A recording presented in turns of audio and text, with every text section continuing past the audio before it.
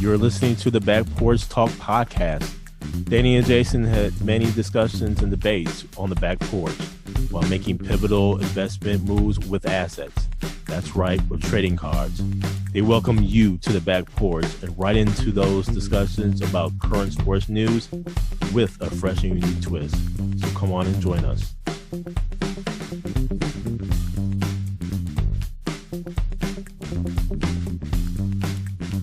Welcome to the Back Porch Talk podcast. I'm your co-host, Jason. It's your co-host, Danny. Fans, we got a full show for you today.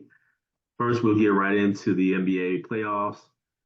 Then we have some interesting news regarding WNBA. So we'll get into the Kentucky Derby. And then a little bit of Formula One news. But Danny, right into the NBA playoffs. The Denver Nuggets are in trouble. Danny, I saw the first half of the game last night, game 2. And one thing to keep in mind there is Rudy Gobert did not play. Congratulations to him and family for adding a new addition to the family. But your teammates took care of business in Denver. You did not have to worry about it. Hell, you could have just turned the TV off in the first 5 minutes. You can see what kind of game this is going to be. But the first half, Danny, it was just a throttling, where the Timberwolves actually held the Denver Nuggets to only 35 points in the first half. This was a defensive juggernaut by the Timberwolves, man. I haven't seen this kind of defense played in the NBA in quite some time. And there's just so much to say about this game, about the first half. The Minnesota Timberwolves were locked in, and the Denver Nuggets are in trouble. Throughout this game, the Denver Nuggets were just frustrated, yelling at the referees, in some instances for good reason. There was just some terrible calls done by the refs, in my opinion. But nonetheless, man, when you have length like that on the wings and they don't mind playing defense, and they're all connected, and it's really led by Anthony Edwards. When you have your leader playing defense, and when you have a leader who has a mindset of, I don't care where we are in the United States or in the world, we're going to win. When you have that type of leader with that type of mindset, it really resonates with the rest of the team. And this is no different. Danny, 106-80. The Timberwolves take down the Nuggets. This was not even close. Let me just say, Karl Anthony Towns looked like a different player in this game. He was very aggressive.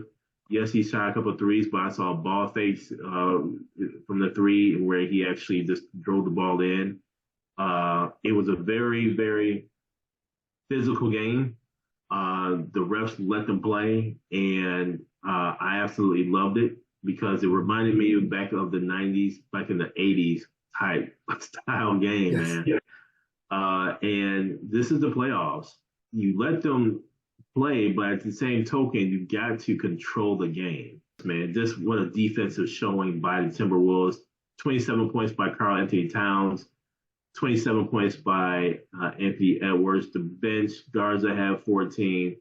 Alexander had 14 as well. But, man, this defensive showing. What say you, Danny, about this game? The thing is, though, you just hope that they keep the pedal to the metal. And that's been his – if you listen to his post-game press conferences, that's his mindset. And this is where I think, from the Lakers' standpoint, I hate to bring them back up, but this is where they miss Jared Vanderbilt. Yes. Because if they had that big wing defender – that's his whole purpose, is playing defense. That may have been something to put them over the top in that series, because they were missing him. They missed him a lot this season, his defense. So to your point, those athletic younger dudes running around, and Edwards, he wanted to play Jamal Murray. He wanted, and don't forget about Naz Reid too. He had a really good game last night, defensively and offensively. And so this heads back to Minnesota with Cat. He has a different look in his eye. He's actually playing with intensity, which I think they've been looking for from him for a while now. So that's something, and they have Gobert. So now you get Gobert back at home. You got the Nuggets reeling, but truth be told, they're a champion. So they know they've been, pressed. I know they haven't been in this type of situation, but now they will see what they're made of and see if they steal a game in Minnesota. But Minnesota came out. I did not see that at all. I thought it'd be close, man. I was like, what in the world? So And congratulations to them catching that game too. and I have to say this, Danny. There's a couple of things here. One, I believe this series is over with. Mm-hmm. After what I saw last night, and the roles were reversed, in where you had a Denver team who is the defending champions who just lost their composure, just lost it, Yes. period.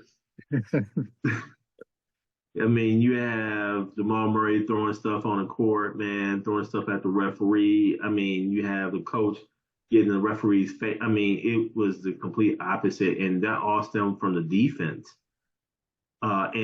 The second thing I want to say to this shows that the Milwaukee Bucks need to get wing defenders, long wing defenders, and we need to go back to the makeup of the team and where we were just long. I always remember when we had Thonmaker, when we had Henson, John Henson, and we had Giannis, and how they had the picture Yeah. Carter Williams. We were a long team, and we did that because we wanted to produce and create matchup problems, matchup advantages, and also defense on the wing. And so I think that is where things are getting back to.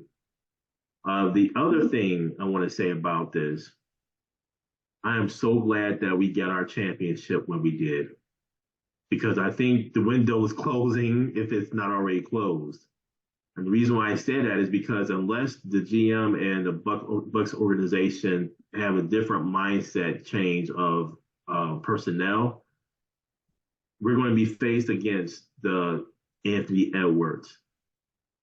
We're going to be faced against these younger teams, and so I'm going to call it right here, Danny. The Minnesota Timberwolves are going to the NBA Finals. I don't see any team out the Western Conference that's going to get with them. It may be that the OKC Thunder or Dallas, whoever wins out of there, they may get a game or two. They're not getting more games out of against the Minnesota Timberwolves, man. And I think that NBA Finals is going to be close. Just thinking about the Timberwolves against the Celtics, if Porzingis is not healthy, Mm-hmm. Even if he is. Who's going to match up with the Twin Towers? Yep. But Jason, And this is new territory now. So now you want to see how they finish, if they can finish Denver out, and how yeah, if they do it convincingly, because you don't want them to trip up and then some doubt creeps in because they haven't been here before. mm-hmm, So mm-hmm. I believe they have the mindset to get through it, but this is new territory. So that's one thing. If they do get there and they play someone like Boston who's been there, how the bright lights and how all that Mm-hmm. shakes out. But no, man, the way they're playing right now, they're gonna be tough to beat. Listen, I think gone are the days where we see a championship repeat, three-peat. I think gone are those days. Mm-hmm. So we'll see. But Danny, beginning of the evening was another great NBA playoff game between the Knicks and the Pacers, and where, boy, there were some calls in this one that I just did not understand. But at any rate, the Knicks prevail, 121-117. Brunson just had an amazing game. He continues to lead the Knicks, continues to score over 40 points, man. He had 43 in this game. This was a gritty win. But there were some questionable calls in this game, too. One questionable call, I would say, was a call against Miles Turner, a screen, where Dante DiVincenzo actually sold this screen. That was uh, Oscar worthy right there. man, I think Broadway has helped him. Man, but all I gotta say is questionable call. As soon as that happened, I was like, man, you can't call that. Not at that time. Not that type of foul. It was a physical game.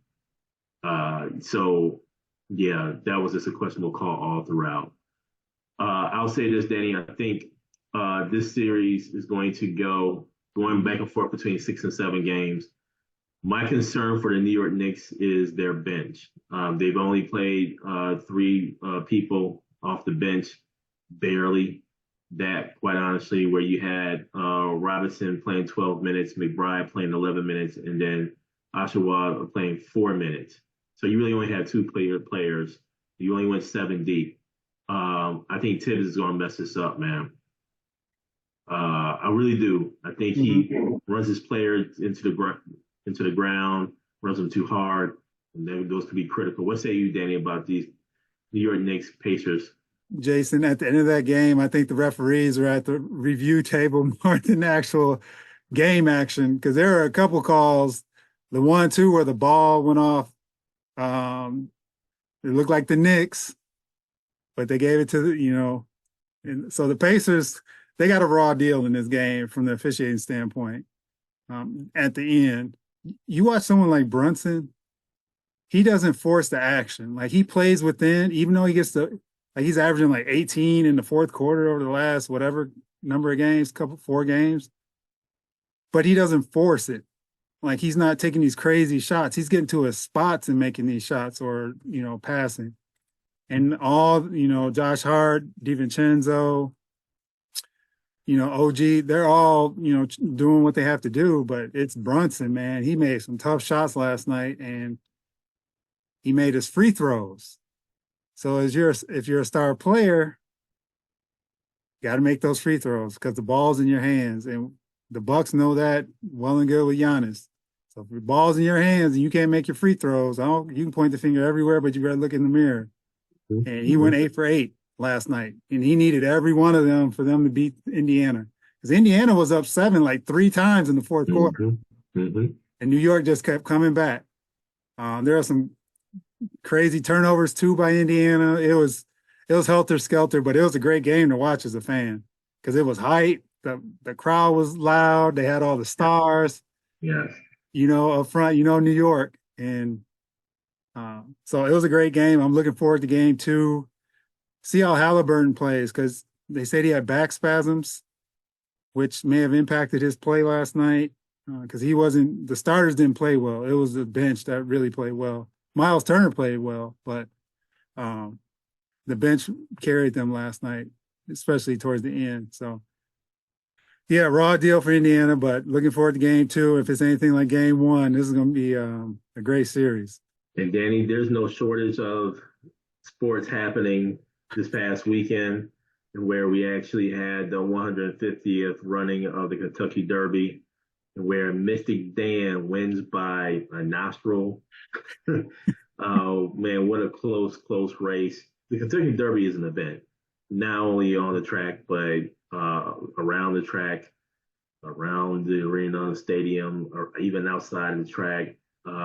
Just the pomp and circumstance, the hats and the suits and all that fun stuff, man. But nonetheless, man, Mystic Dan gets it done. What say you about this Kentucky Derby? Kentucky Derby never disappoints, and Mystic Dan, I had to ride, even though it was 18-1 odds, and coming around that corner, those 4 horses, and they were battling, they were bumping, and for Mystic Dan to pull that out at the end like that, by a nostril, a nose, whatever you want to call it, it was a great finish, a great photo finish. It was great for the Kentucky Derby, man. It was one of those things where you want something exciting. All that build up, like you said, all the people there, stars and mint juleps and all that good stuff. You want a good showing, and they did not disappoint. Those horses were out there battling, the jockeys, and Mystic Dan pulled it out. Another event that happened this weekend, and where Formula One was right here on U.S. soil.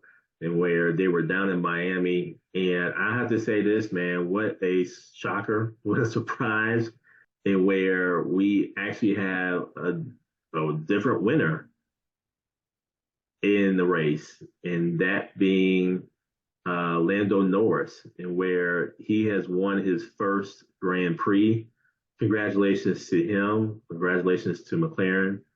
And I just have to say this, man, it was a welcome sight to see Red Bull, uh, in particular Max Verstappen, really come in second. But you also saw how once you get into that first position, you can start to pull away. And McLaren was actually pulling away from Red Bull. There was a little luck in this race in where the safety car came out and McLaren, in particular, Lando Norris, was ahead of that safety car, was able to pit at the right time and was able to keep it moving. And so a little luck in this, but nonetheless, man, a great strategy allowed for Lando Norris to get his first win. The fact that this Grand Prix, I want to say it had about 260,000, was a sellout for the weekend. Man, this is just something else, man. The fact that the sport has grown this much in the U.S. and continues to grow. Mm-hmm. Last week, there were reports that there was a $10 billion offer for the Miami Dolphins and also the stadium and the track. I mean, it just goes to show you that, man, Formula One is of great value. What say you, Danny, about the Miami Grand Prix by Formula One? That safety car was huge. Like that whole sequence, the way that all played out for Norris was was huge because if anything does not follow that plan and what you explained, I don't know if he wins. Congratulations to him, McLaren. Red Bull and Ferrari did take 2 through 5. And here comes Mercedes 6 through 8. I thought Lewis Hamilton, man, I thought he raced well. I know he took 6th. And Russell was actually, I think, in 5th, 4th for a while in that race and fell back at the end. But I thought Mercedes actually showed really well. They just didn't get in the top 5, which has been commonplace this whole season. That was, from their standpoint, a positive because they actually, it wasn't like they got blown out. They were hanging in there, and Lewis Hamilton made some ground towards the end. So it was a great race. Miami does not disappoint. So that's great from the United States standpoint too, because right now, you have Vegas, Austin, and Miami. There may be room for another venue if it keeps showing like this. It was just exciting not to see Max Verstappen win. I'm just real with you. It was great to see somebody knock him off the podium for once, out that number 1 spot. Granted, he took 2nd. So that gives hope, where now when you watch these races, you can at least know that someone else can pull in front of them. Yep, agreed there. And now getting into the WNBA, where the WNBA preseason starts, Caitlin Clark is selling out arenas. And the WNBA has a good problem in that the viewership, or excuse me, the demand has increased significantly. They did not showcase the Chicago Sky, and where Angel Reese makes her debut. And I think there was someone on Twitter who was showing the game or what have you, and had several thousands of views. Something that the WNBA needs to repair. But I think it also shows that the demand is there for maybe a WNBA package of some sort. And the other thing too, Caitlin Clark, she's selling out arenas. I mean, there's WNBA teams who are looking for bigger arenas, bigger spaces to play in because of the popularity here. So kudos to the ladies of the WNBA, and Here's to hopefully the WNBA and NBA resolving an issue. Hopefully we won't have that issue any longer. What say you, Danny, about the WNBA? Yeah, great kickoff game with Dallas and Indiana. Dallas prevailed around the viewer, the sky. They are playing that. They're putting that game on tonight against the Liberty. So the outcry, I'm not sure which channel is going to be on off the top of my head, but I know they are putting it on TV. So you can watch that game. There's demand, man. You can't just put on the fever. The sky, Right. the sky, with Cardoso, who is now hurt. She's out 4 to 6 weeks with a shoulder injury, from what I heard today. So that's a big disappointment, man, because you want to see both her and Angel Reese and how they play with the sky. But yeah, they'll be on tonight. But it was a great start, and hey, man, yeah, they're gonna have to figure out something with this on the television side. I'm looking forward to it. And Danny, just as we talk about the WNBA, we have to say huge congratulations on the retirement of Candace Parker, one of the greats of the WNBA. And man, she has just been great from college, even before college, man. I mean, she's the first player in WNBA history to win a championship with 3 different teams. So 3-time WNBA champion, I believe a 2-time WNBA Finals MVP. Man, WNBA MVP. I mean, a few gold medals for the Olympics. I mean, I can go on and on, man. Number 1 overall pick in the 2008 WNBA draft. She won the WNBA Defensive Player of the Year in 2020. I mean, come on, man. The epitome of an excellent basketball player. And you have to give her props, man. So congratulations to Candace Parker on her retirement. What say you, Danny, about Candace Parker? Yeah, I agree, Jason. Congratulations, man. She had a great career starting in Tennessee, where they won 2 national championships. And it just carried over to the WNBA. And I didn't realize she had been in the league 16 years.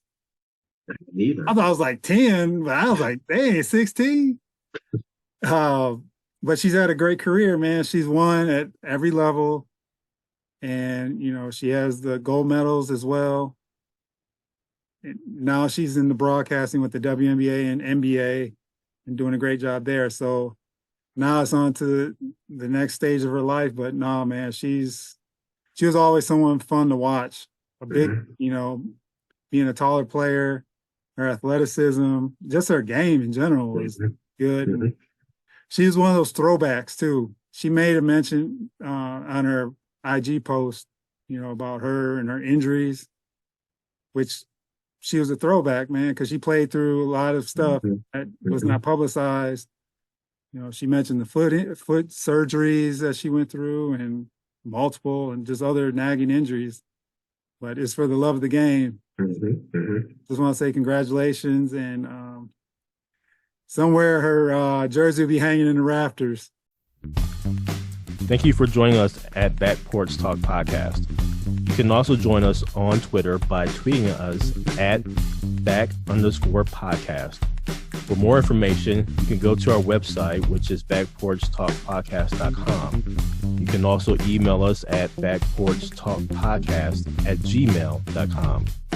Again, thank you for joining us, and remember that there's enough hate in the world, so go ahead and spread a little love.